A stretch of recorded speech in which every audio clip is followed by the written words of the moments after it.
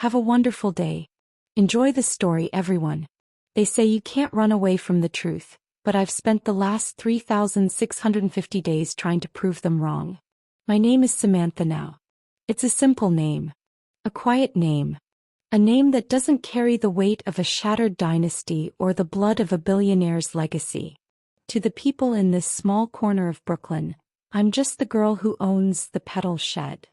I'm the girl who smells like eucalyptus and soil, the girl who always wears oversized sweaters to hide the trembling in her hands. I am a ghost, living in a world of color, waiting for the winter that never ends. My day starts at 4 a.m., long before the sun even thinks about touching the New York skyline. I like the dark. In the dark, I don't have to see the face that looks back at me in the mirror. The face that still has his eyes reflected in them. I go to the flower market, picking out white lilies and deep red roses. Roses. I hate them. They remind me of the garden in his estate. They remind me of the way he used to tuck a single petal behind my ear and promise me the world. Every morning as I unlock my shop, I do the same thing. I avoid the newsstand across the street. I know what's on the cover of the Financial Times. I know whose face is dominating the digital billboards in Times Square. Julian Thorne. The heartless king of Wall Street. My Julian. The boy who used to share his headphones with me in high school is now the man who buys and sells companies like they're pieces of discarded paper. People ask me why I'm so quiet. They think I'm shy. They don't realize I'm just listening. I'm listening for the sound of a specific engine. A deep, low growl of a customized motor. I'm listening for a footstep that used to make my heart skip a beat. 10 years ago, I stood at the back entrance of a cathedral in my white dress, my bouquet of peonies shaking in my hands. I saw the black cars pulling up. I saw his brother's cold, murderous eyes. I heard the threat, leave or he dies. I didn't pack a bag. I didn't take my phone. I just ran. I ran until my feet bled and my white dress was stained with the gray slush of a London alleyway. I became Samantha. I buried Clara, the girl who loved Julian Thorne, under layers of silence. But the problem with secrets is that they are like seeds. You bury them and they only grow stronger. It was a Tuesday. A Tuesday just like any other. The air was humid, promising a summer storm. I was trimming the thorns off a batch of stems when the bells above my door chimed.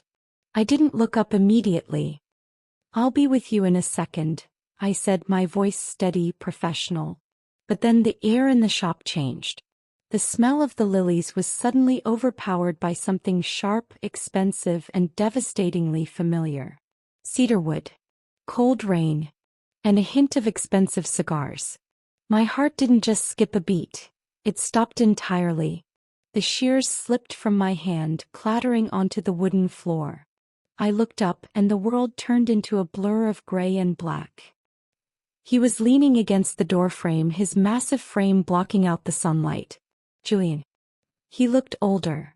The boyish softness was gone, replaced by sharp angles and a jawline that looked like it was carved from granite. His eyes, once warm like honey, were now as cold as the Atlantic in January. He didn't say my name. He didn't yell. He just looked at his platinum watch and then looked at me. "You're late, Clara," he said. His voice was a low, dangerous rumble that vibrated in my chest. 10 years late. Did you think a flower shop in Brooklyn was enough to hide you from me? I couldn't speak. My mouth was dry, my lungs were empty. The ghost had been caught. The heartless king had found his queen, and I knew right then, my life as Samantha was over. For a long time neither of us moved. The only sound in the shop was the ticking of the old clock on the wall and the frantic thumping of my heart against my ribs. Julian didn't move toward me. He just stood there, his presence consuming every bit of oxygen in the room. I looked at the floor, unable to meet his gaze. I noticed his shoes, black, polished to a mirror finish. They didn't belong on my dusty wooden floor. He didn't belong in my quiet, broken life. "My name is Samantha. I don't know who you think I am, but you're mistaken, sir. I'm just a florist." A florist? Is that the story we're sticking to? You are always a terrible liar, Clara. Your pulse is visible in your neck and your hands are shaking so hard you've dropped your shears. Does Samantha have the same birthmark on her shoulder that I used to kiss every morning? Does Samantha still cry when she hears a cello playing in the street? He reached into the inner pocket of his coat and pulled out a leather-bound folder. He tossed it onto the counter right on top of a pile of baby's breath. I didn't want to open it. I knew that whatever was inside was the end of my freedom. Open it, said Claire. A debt your father signed over to my family 3 days before he mysteriously passed away.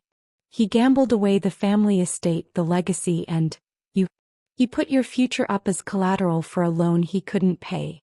Since you ran away, the interest has been accumulating. Currently, you owe Thorn Enterprises approximately $4 million. $4 million? That's impossible. My father was a good man, he wouldn't. Your father was a desperate man who knew his daughter was hiding in Brooklyn. He told me where to find you in exchange for his funeral costs. Now you have 2 choices. I can call the authorities and have you charged with grand-scale fraud and debt evasion, or you can come home. I looked at the documents. My father's signature was there. Messy, desperate, and real. I felt like the walls of my shop were closing in on me. The roses, the lilies, the eucalyptus, they all felt like they were wilting in his presence. Julian walked around the counter, entering my personal space. He smelled so much like the past that I felt dizzy. He reached out, his thumb grazing my jawline. It wasn't a soft touch, it was a claim. 1 month, Claire. That's all I'm asking for. 30 days in my house. You'll serve as my personal assistant. You'll attend my galas. You'll sit at my table. You'll show the world that the girl who left me at the altar came crawling back. After 30 days, the debt is erased. You can go back to being Samantha and rot in this flower shop forever. I won't look for you again. I looked into his eyes, looking for a shred of the boy I loved. But I only found a man who wanted to break me. He didn't want the money. He wanted to see me suffer for leaving him. He wanted to punish the girl who broke his heart. Fine. 30 days. But I'm not Clara anymore. I am Miss Hayes. And I want the contract in writing. No more surprises. Miss Hayes it is. My driver is outside. You have 10 minutes to pack your vintage life into a bag. Don't worry about the shop. I've already bought the lease. Consider it closed for renovations. I walked to the back of the shop, my legs feeling like lead. I looked at my small apartment, my single bed, my books. I had spent 10 years building this fortress of solitude, and Julian Thorn had demolished it in 10 minutes. As I packed my small suitcase, I caught a glimpse of myself in the mirror. I looked like a prisoner being led to the gallows, but in the deepest, darkest corner of my soul, a small voice whispered, "You're finally going home." And that was the most terrifying thought of all. The drive to the Thorn estate felt like a countdown to my execution. The city lights of Brooklyn faded away, replaced by the dark, towering trees of the countryside. When the iron gates opened, my heart hammered against my ribs. There was the gray stone mansion. It looked like a castle from a Gothic novel, beautiful, imposing, and completely hollow. Julian hadn't said a word during the drive. He sat in the shadows of the back seat, staring at his tablet, his face illuminated by the cold blue light of the screen. He looked like a king who had forgotten how to feel. I realized then that while I had been hiding in a flower shop, Julian had been building a fortress around his heart. And I was the one who had forced him to build it. A butler whose face was as stoic as a statue led me to my room. But it wasn't just any room. As the doors opened, I gasped. It was a replica. He had recreated my bedroom from 10 years ago. The same pale blue curtains, the same mahogany vanity, even the same scent of vanilla and lavender on the pillows. It was a museum of my own life. It wasn't a gesture of love. It was a psychological trap. He wanted me to remember every single thing I had walked away from. I walked over to the vanity and saw a jewelry box. Inside was the engagement ring I had left on the altar. The diamond caught the light, mocking me with its brilliance. "Do you like it?" Julian's voice came from the doorway. He was leaning against the frame, his tie loosened, his eyes dark with a mixture of hatred and longing. "I kept it exactly as you left it. I wanted you to see the ghost you left behind." "This is sick, Julian. You're keeping me in a cage of memories. Is this how you spend your billions? Building shrines to girls who didn't want you? You wanted me, Claire. You wanted me so much it terrified you. Don't mistake your cowardice for a lack of desire. Now put on the dress on the bed. We have guests arriving in 2 hours. You are my personal assistant, remember? Your job tonight is to stand by my side and look like you never left. You will be the perfect loyal shadow." The dress was black. It felt like cold water against my skin. As I looked in the mirror, I didn't see Samantha the florist anymore. I saw the girl who was destined to be a thorn. I saw the tragedy written in my own eyes. The ballroom was filled with the elite of New York. Diamonds, champagne, and fake smiles. I stood by Julian's side as he greeted investors, his hand firmly on the small of my back. To the world, we were a powerful duo. To me, his hand felt like a brand, marking me as his property. Then the orchestra began to play a slow, haunting waltz. The very song that was supposed to be our first dance 10 years ago. Julian didn't ask. He simply led me to the center of the floor. The crowd parted, whispers trailing behind us like smoke. "You're trembling, Miss Hayes. Is the corporate dictator making you nervous? Or is it the fact that your body still remembers mine?" "I'm trembling because I'm disgusted. You're using me as a trophy to heal your bruised ego. Is that what you think? Look around, Clara. Every man in this room wants you and every woman wants to be you. But you belong here in this house with me. You can play at being a florist all you want, but you were born for this throne. And I was born to take it back." As he spun me around, our eyes locked. For a split second, the anger vanished. I saw a flash of the boy who used to bring me wildflowers in the rain. I felt the heat of his body, the strength in his arms, and a terrifying realization washed over me.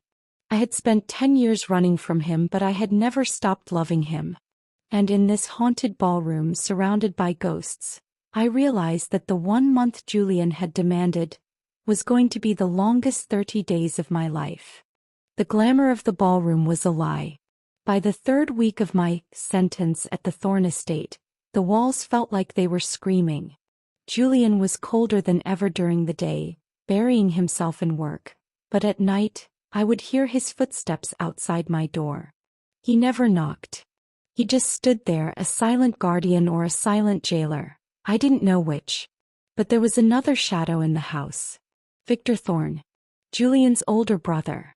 The man who had ruined my life 10 years ago. He had arrived unannounced, claiming he was there for family business. But every time Julian left the room, Victor's eyes would find mine. They were the eyes of a snake watching its prey. I was in the library looking for a book to distract me from my own thoughts, when the door clicked shut. It wasn't Julian. Victor was standing there, smelling of cheap gin and expensive cigars. He walked toward me, a cruel smirk on his face. "Still here, Clara? I thought you were smarter than this. 10 years ago I told you to run and never look back. I told you that Julian's life depended on your disappearance. Did you think I was joking? I'm not afraid of you anymore, Victor. Julian is the most powerful man in the city. You can't hurt him now. Powerful? He's a target. The board is looking for any reason to remove him, and its scandalous return of a runaway bride is the perfect excuse. If you stay, I'll release the evidence of your father's real crimes.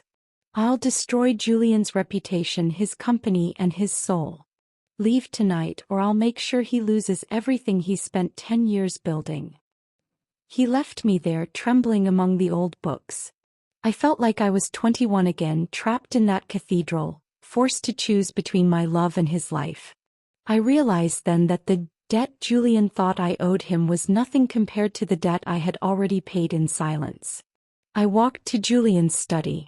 He was sitting at his desk, his head in his hands. He looked so tired. I couldn't keep it inside anymore. The secret was a poison and it was killing us both. Julian, we need to talk. About why I really left. If this is another lie to get out of your contract, Miss Hayes, don't bother. I've heard enough. It wasn't a lie. Your brother threatened to kill you, Julian. He told me he had a hitman waiting outside the church. He said if I didn't leave and stay dead, you wouldn't survive the night. I didn't leave because I didn't love you. I left because I loved you more than my own life.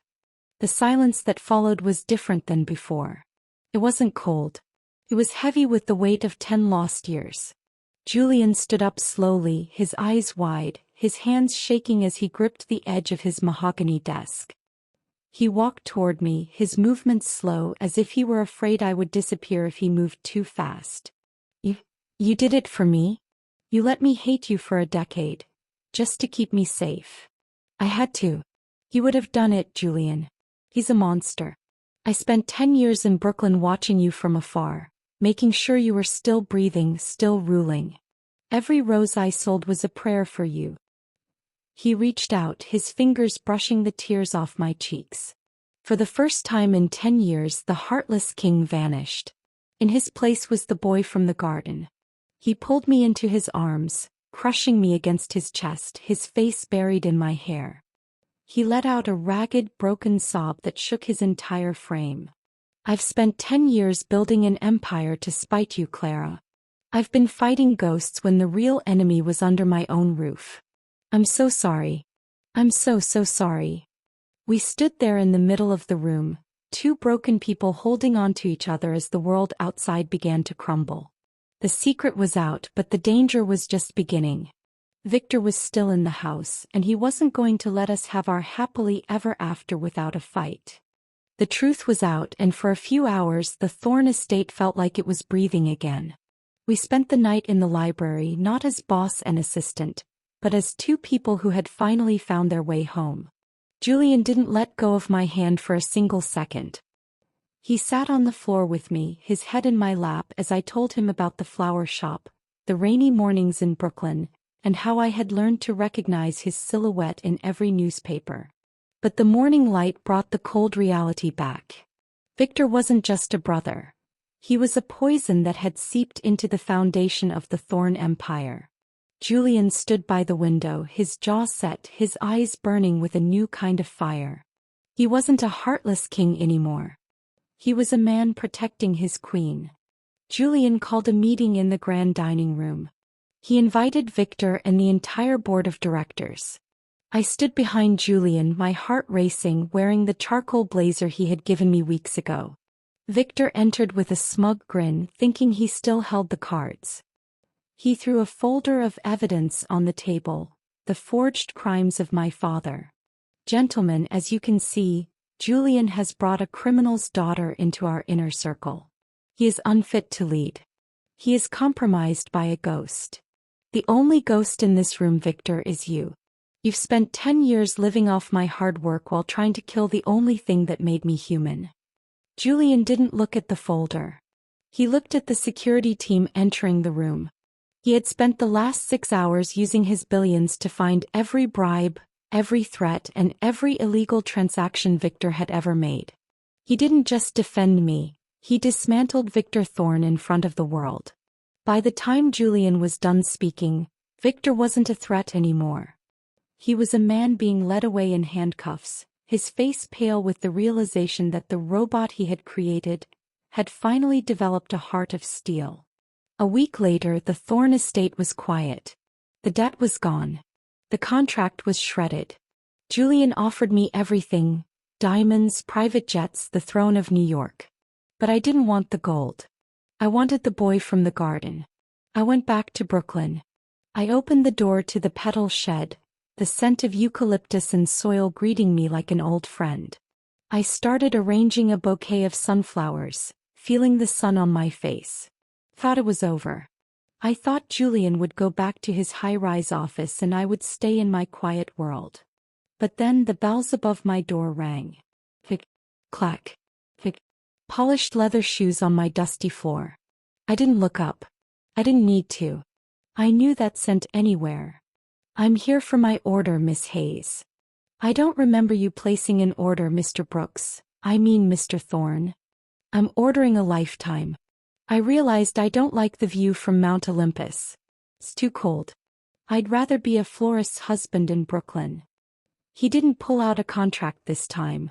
He pulled out a simple thin gold band, the one we had looked at in a shop window when we were 17.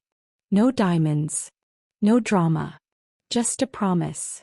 I spent 10 years being untouchable, Samantha. But you're the only person who ever saw through the mask.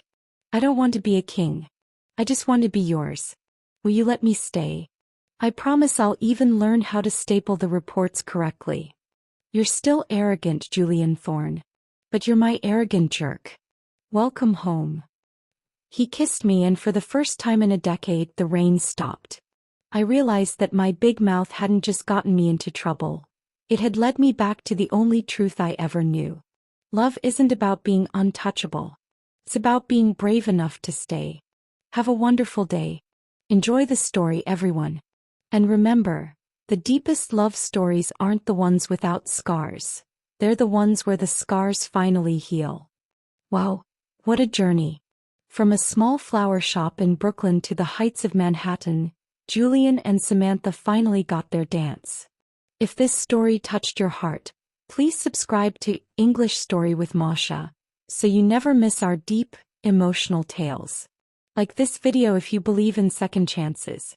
And before you go, tell me in the comments, what would you do if your first love showed up at your door 10 years later? I can't wait to read your stories. Until next time, keep dreaming and keep loving.